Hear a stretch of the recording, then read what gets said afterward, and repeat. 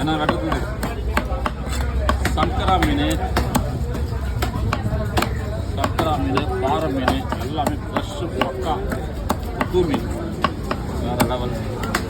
அதான் அந்த மீனுடைய கண்ணை பாருங்கள், ரொம்ப ஃப்ரெஷ்ஷாக இருக்குதுங்க. அதெல்லாம் பார்த்து வாங்கணும், வேறு லெவல் இருக்கும். இந்த மீன்லாம் குழம்பு வச்சாலும் நல்லாயிருக்கும், ஃப்ரை பண்ணாலும் நல்லாயிருக்கும். செதுலாம் ஃபஸ்ட்டு அடிச்சுட்டேன், இப்போ வெட்டேன்.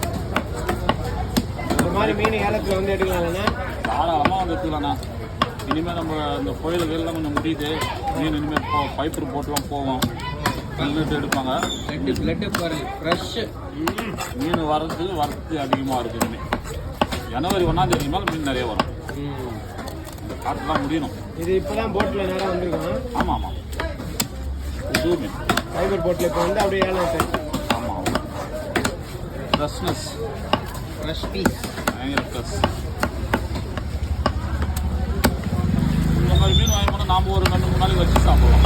இதை ஆமாம், ஃப்ரீசரில் வச்சு தாராளமாக சாப்பிட்றது. நான் இன்றைக்கே சாப்பிட்டா அது முழு பலன் கிடைக்கும். நல்லா இருக்கும் மீன். நான் மீன் வந்து பிடிச்சி ஐஸில் வச்சு சாப்பிட்டா டேஸ்ட்டு கூட தான் போன தவிர கம்மியாக வரும்.